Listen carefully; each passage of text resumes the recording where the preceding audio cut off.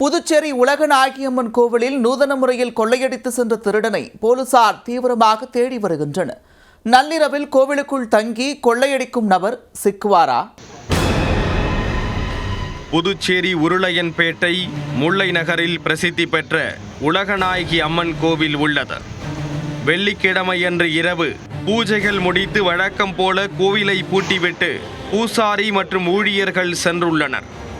மறுநாள் பூசாரி கோவிலை திறந்தபோது கோவிலுக்குள் உள்ள அலுவலக பூட்டு உடைக்கப்பட்டு கதவு திறந்து கிடந்துள்ளது.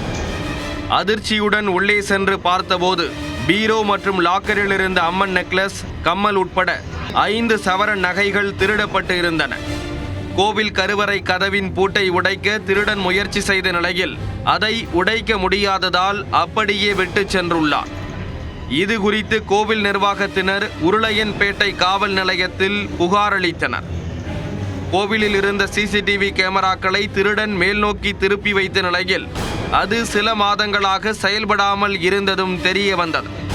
சம்பவ இடத்தில் கைரேகை மற்றும் சில தடயங்கள் கைப்பற்றப்பட்ட நிலையில் கோயில் அலுவலகத்திற்குள் சென்ற காவல்துறையின் நாய் முன் கதவு வழியாக வெளியே சென்றது. மேலும் கோவிலின் முன்வாசல் கதவு உடைக்கப்படாமல் திருடன் உள்ளே வந்திருப்பதும் தெரிய வந்தது. கோவில் திறந்திருந்த போது இரவிலேயே உள்ளே வந்த திருடன் கோவிலுக்குள் ஒரு மறைவிடத்தில் பூசாரிக்கு தெரியாமல் மறைந்திருந்துள்ளார். பூசாரி கோவிலை பூட்டிச் சென்றதும் கோவிலுக்குள் சுற்றி வந்து திருட்டை நிதானமாக அரங்கேற்றியிருக்கிறார். காலையில் பூசாரி கோவிலை திறந்ததும் சாதாரண பக்தர் போல கோவிலுக்குள் இருந்து திருடன் வெளியே சென்றிருப்பதாக போலீசார் தெரிவித்துள்ளனர். இதே போன்ற ஒரு திருட்டு சம்பவம் புதுச்சேரியின் நெல்லித்தோப்பில் சில நாட்களுக்கு முன்பு ஒரு கோவிலில் நடைபெற்றுள்ளது.